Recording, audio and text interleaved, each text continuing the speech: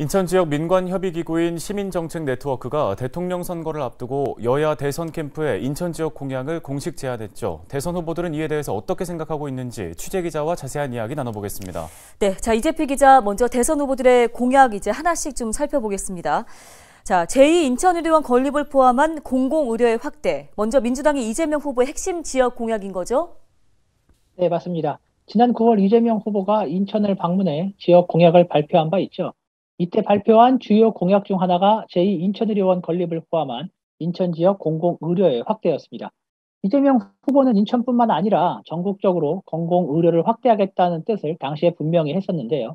인천의 경우 인구 300만 명의 대도시임에도 불구하고 공공의료원이 단 한 곳에 불과하다는 사실에 크게 놀랐다고 지적을 하기도 했습니다.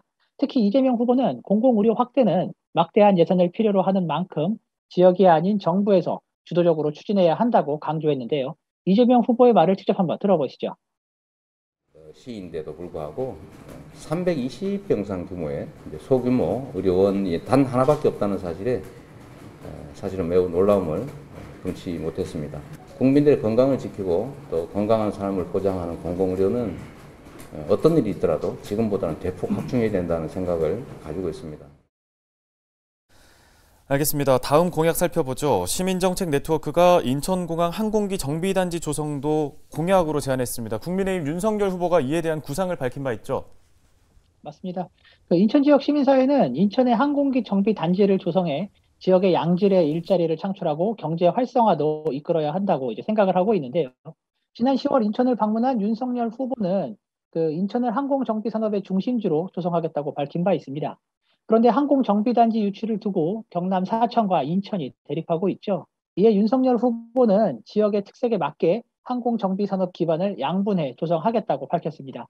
윤석열 후보의 당시 이야기 직접 한번 들어보시죠. 또 뭐 여러 가지 다양한 부품의 관리 이런 부분들은 뭐 사천에서 하더라도 지금 인천공항에 취항하고 있는 많은 그 항공기들의 그 정비는 여기서 하는 것이 가장 효율적이지 않겠나. 네, 마지막으로 평화 분야 제안 공약 살펴보겠습니다. 인천 접경 지역의 평화 실현을 위한 법 제정 그리고 정부 조직 신설을 제안했는데요. 자, 정의당 심상정 후보의 지역 핵심 공약인 거죠? 네, 맞습니다. 연평도를 비롯한 서해 5도는 북과 맞닿은 접경 지역이죠. 긴장감이 높은 지역인데 한편으로는 남과 북이 함께하는 평화의 상징으로 꼽히기도 합니다. 지역 시민사회는 서해 5도의 해역을 평화수역으로 조성해서 남북 교류의 발판으로 만들어야 한다고 꾸준히 주장을 해왔는데요. 심상정 후보가 구성한 인천은 기후 비전 평화도시입니다. 특히 북한을 포함한 동아시아를 녹색 평화 협력 공동체로 조성하는 동아시아 그린 동맹을 필두에 내세우고 있는데요. 서해 5도를 평화 경제 협력 지대로 조성하는 것이 핵심입니다. 심상정 후보의 이야기를 직접 한번 들어보시죠. 비전 평화도시 인천은 대한민국의 기후위기 극복과 평화협력을 선도하는 도시가 될 것입니다. 저는 인천 시민 여러분과 함께 평화의 토대 위에서 인천이 세계를 선도할 수 있도록 확실한 녹색 전환을 이뤄내겠습니다.